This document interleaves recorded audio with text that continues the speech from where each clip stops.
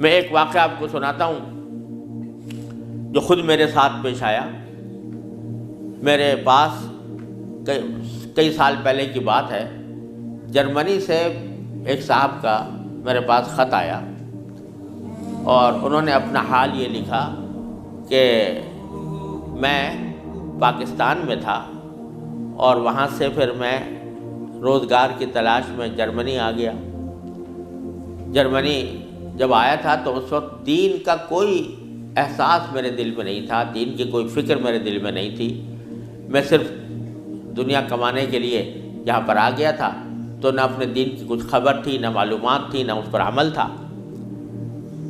لیکن یہاں پر رہتے رہتے میں نے ایک کرسچن لڑکی سے میرے تعلقات ہو گئے اور پھر میں نے اسے شادی کر لی۔ شادی کے بعد بھی کوئی دین کی طرف رغبت پیدا نہیں ہوئی، کوئی احساس پیدا نہیں ہوا۔ لیکن جب اولاد ہو گئی اور اولاد ذرا نشو و نما پانے لگی، ذرا سی وہ سمجھدار ہونے لگی، تو اس وقت میں نے دیکھا کہ میری کرسچن بیوی وہ اولاد کو کرسچینٹی پڑھا رہی ہے اور کرسچینٹی کی تعلیم دے رہی ہے۔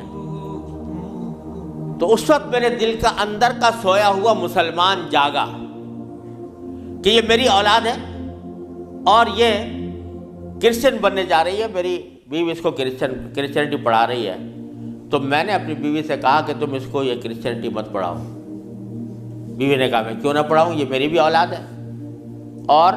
میں اس کو حق سمجھتی ہوں، تو اپنی اولاد کو بھی ویسے ہی بنانا چاہتی ہوں۔ میں نے کہا نہیں، کرسچینٹی حق نہیں ہے، اسلام برحق ہے۔ تو اس نے کہا مجھے ثابت کرو کہ کیوں برحق ہے اسلام اور کرسچینٹی میں کیا خرابی ہے۔ تو اب میرے پاس علم تو تھا نہیں، مجھے اپنے دین کا بھی پتہ نہیں تھا، کرسچینٹی کا بھی پتہ نہیں تھا، لہذا جب وہ بات کرتی تو میں اس کا جواب دینے کے لیے کی پوزیشن میں نہیں تھا، اس کے سوالات کا جواب نہیں دے سکتا تھا، اس کے اعتراضات کا جواب نہیں دے سکتا تھا۔ تو میں اس مشکل میں ہوں کہ میری اولاد وہ میری بیوی کی تعلیم و تربیت کے نتیجے میں کرسچن بننے جا رہی ہے اور میرے دل پر آرے چل رہے ہیں، میں کچھ کر نہیں سکتا۔ تو آپ مجھے کوئی طریقہ بتائیے۔ یہ خط میرے پاس آیا تو میں نے اللہ تبارک و تعالیٰ سے دعا کی کہ اللہ کوئی ایسی تدبیر اس دل میں ڈال دیجیے کہ جس سے اس بیچارے مسلمان کی مشکل حل ہو۔ تو میں نے اس کو لکھا کہ ایک تو میری کتاب ہے واٹ از کرسچینٹی کے نام سے، جس میں کرسچینٹی کے بارے میں تفصیل ہے، تو وہ کتاب میں نے بھیجی اور ساتھ میں اس سے کہا کہ آپ اپنی بیوی سے بحث کرنا بند کر دیں، کیونکہ بحث کرنے سے کچھ فائدہ نہیں ہوگا، آپ کو خود معلومات نہیں ہے اور بحث کرنے سے ویسے بھی فائدہ نہیں ہوتا۔ جب بحث مباحثہ شروع ہوتا ہے تو ہر ایک آدمی چاہتا ہے دوسرے کو زیر کر دے، اس سے کوئی خاص فائدہ نہیں ہوتا۔ تو آپ بحث کرنا تو بند کر دیں، البتہ ان کو دو باتوں پر آمادہ کر لیں۔ ایک بات تو یہ کہ اس سے یہ کہیں کہ بھئی خدا کو تم بھی مانتی ہو اور میں بھی مانتا ہوں، اور یہ بھی مانتی ہو کہ خدا سے دعا کی جاتی ہے، تو آؤ ہم دونوں بیٹھ کر یہ دعا کریں، اکٹھے بیٹھ کر یہ دعا کریں کہ یا اللہ اگر اسلام برحق ہے تو ہمارا سینہ اسلام کے لیے کھول دیجئے، اس پر عمل کی توفیق عطا فرمائیے، اور اگر کرسچینٹی برحق ہے تو پھر کرسچینٹی کے اوپر ہمارا دل کو مطمئن کر دیجئے۔ دونوں مل کے یہ دعا کیا کریں۔ ایک تو اس بات پر اس کو آمادہ کریں، دوسرے اس بات پر آمادہ کریں میں کتاب بھیج رہا ہوں کہ وہ کتاب کا مطالعہ کر لیں۔ میں نے یہ لکھ تو دیا، اللہ تعالیٰ سے دعا بھی کی کہ اللہ میں نے لکھ تو دیا ہے، اس کو مؤثر و مفید بنا دیجئے۔ کچھ عرصے کے بعد اس ساتھی کا خط آیا، اس نے لکھا کہ الحمدللہ میری بیوی نے آپ کی دونوں باتیں تو مان لی ہیں اور کہا کہ یہ دعا بھی کروں گی اور یہ کتاب بھی پڑھوں گی، لیکن ابھی کوئی فرق نہیں آیا، معاملہ جوں کا توں ہے۔ تو میں نے پھر ان کو خط لکھا کہ آپ گھبرائیں نہیں اور اس عمل کو جاری رکھیں، دعا کرتے رہیں، تو گھبرائیں نہیں۔ اس کے کچھ عرصے کے بعد ان کا خط آیا میرے پاس، اس میں انہوں نے لکھا کہ عجیب و غریب واقعہ ہو گیا، وہ یہ کہ میری بیوی وہ کسی جگہ کوئی ڈگری کورس کر رہی تھی، اس سلسلے میں یونیورسٹی گئی، اور یونیورسٹی سے واپس آتے ہوئے ہم دونوں واپس آ رہے تھے، وہ گاڑی ڈرائیو کر رہی تھی، میں اس کے برابر میں بیٹھا ہوا تھا، تو اچانک اس نے گاڑی ایک جگہ روک کر اور اس نے اپنا سر اسٹیئرنگ کے اوپر جھکا لیا اور بے تحاشا رونے لگی۔ میں سمجھا کہ خدا نہ کرے اس کے اوپر کوئی دل کا دورہ پڑا ہے یا کوئی تکلیف ہوئی ہے، تو میں پریشان ہوا۔ میں نے پوچھا کیا بات ہے، تو روتے روتے اس سے بولا نہیں جا رہا تھا۔ بمشکل جب میں نے بار بار پوچھا تو اس نے ایک جملہ کہا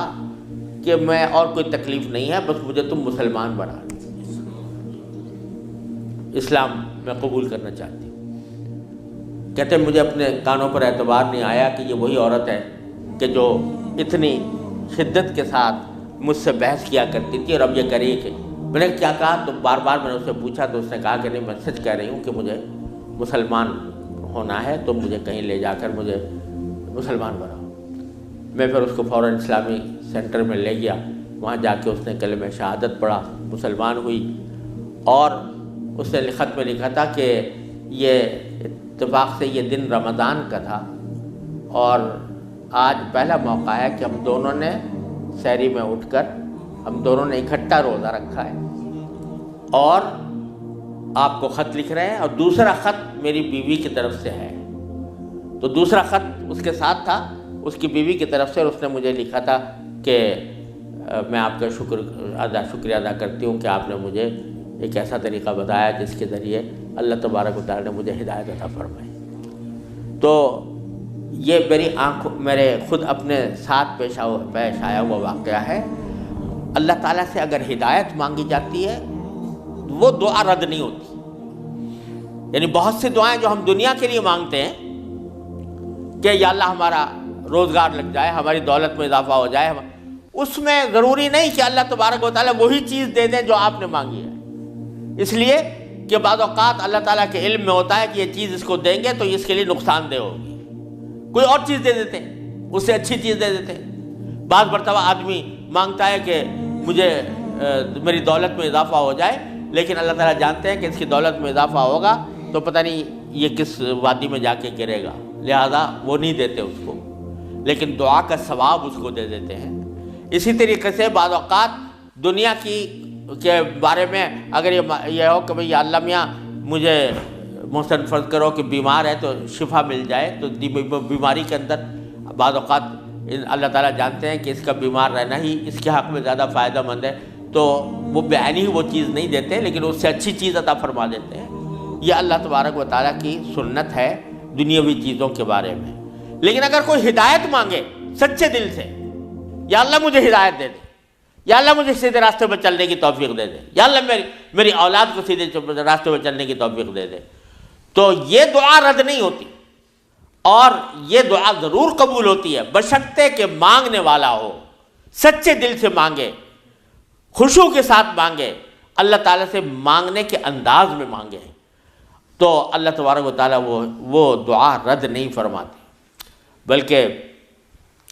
میرے شیخ حضرت عارفی رحمۃ اللہ علیہ فرمایا کرتے تھے کہ اپنے اللہ میاں سے جب کوئی مانگو تو مچل کر مانگا کرو،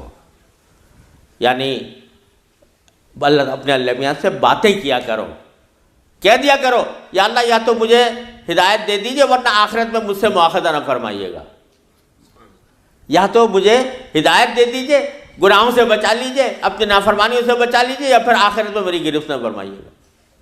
تو بندہ جب اس طرح مانگتا ہے تو اللہ تبارک و تعالیٰ ضرور عطا فرماتے ہیں، ہدایت ملتی ہے، اور ساتھ ساتھ یہ کہ وہاں پر آپ کے لیے ایک عذر ہو جاتا ہے کہ یا اللہ میں نے تو آپ سے مانگا تھا اور کہا تھا کہ مجھے ہدایت دے دیجئے، میرے گناہ چھڑوا دیجئے مثلا۔ تو آدمی اپنی سی کوشش کرے اور باقی کام کے لیے دعا کرے، صرف دعا بھی کافی نہیں ہوتی، اپنی سی کوشش بھی ضروری ہے۔ جیسے میں نے وہ یہ مثال دی تھی تو میں نے ساتھ میں اس کو کتاب بھی دی تھی، ایسا نہیں کہ صرف دعا ہی پر اکتفا کرے بلکہ تھوڑا سا طلب اس کے اندر پیدا ہو، کہ طلب بھی ہو، طلب ہو اور اس طلب کے لیے کوئی عملی اقدام اپنا سا کرے، اس کے بعد اللہ تعالیٰ سے مانگے، تو اللہ تعالیٰ رد نہیں فرماتے۔ حضرت مولانا رومی رحمۃ اللہ علیہ فرماتے ہیں، مثنوی والے مولانا رومی فرماتے ہیں کہ دیکھو حضرت یوسف علیہ السلام کا واقعہ دیکھو کہ ان کو جب زلیخا نے ورغلایا، گناہ کے اوپر آمادہ کرنے کی کوشش کی، تو قرآن کریم میں ہے کہ اس سے پہلے اس نے سارے دروازوں پر تالے ڈال دیے تھے، غلقت الابواب، سارے دروازوں پر تالے ڈال دیے تھے، اور پھر حضرت یوسف علیہ السلام کو بہکایا، ورغلایا۔ تو حضرت یوسف علیہ السلام آنکھوں سے دیکھ رہے تھے کہ سامنے دروازوں پر تالے پڑے ہوئے ہیں، نکلنے کا راستہ نہیں ہے، لیکن انہوں نے یہ سوچا کہ میرے بس میں اتنا ہے کہ دروازے تک چلا جاؤں، بھاگ گئے، تو بھاگ گئے، دروازے تک پہنچ گئے، اور وہاں جا کے مانگا اللہ تعالیٰ سے کہ یا اللہ یہاں تک پہنچنا تو میرا کام تھا، آگے دروازے سے باہر نکالنا اور اس گناہ سے مجھے بچانا آپ کا کام ہے۔ تو نتیجہ یہ ہوا کہ دروازے کے تالے ٹوٹ گئے اور داخل۔ تو مولانا رومی فرماتے ہیں کہ گرچہ رکھنا نیست عالم را پدید، خیرہ یوسف وار می باید دوید، اگرچہ تمہیں اس دنیا کے اندر تمہیں کوئی راستہ نظر نہیں آ رہا، گناہوں سے بچنے کا، اللہ تبارک و تعالیٰ کی نافرمانی سے بچنے کا ماحول ایسا ہے، اس سے نکلنے کا راستہ نظر نہیں آیا، لیکن خیرہ یوسف وار می باید دوید، جس طرح یوسف علیہ السلام دروازے اپنے حد تک جتنا کر سکتے تھے اس کے لیے دروازے تک دوڑ گئے، اس طرح تم بھی